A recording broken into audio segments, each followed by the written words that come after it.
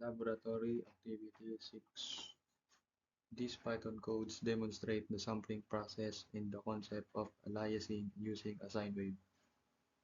Number 1, ginawa sa code na to is generate a continuous time signal.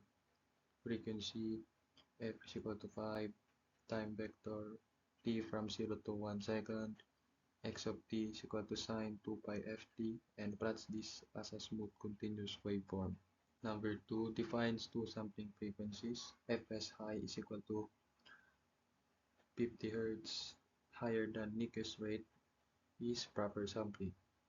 Fs low is equal to 6 Hz lower than Nyquist rate causes aliasing. And then number 3 samples the signal. X high and X low represent discrete samples of the sine wave at each rate. Number 4 plots comparison. Top plot, bottom plot. Proper sampling at 50 Hz samples accurately represent the sine wave.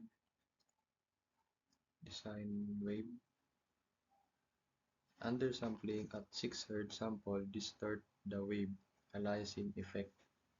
And if you execute this program, the output will look like this. This one is continuous time signal. This is the proper sampling at 50 Hz. And then this is the under sampling at 6 Hz. So in short, it shows how correct sampling preserves a signal while too low sampling causing aliasing, making the signal appear distorted or misrepresented. Thank you.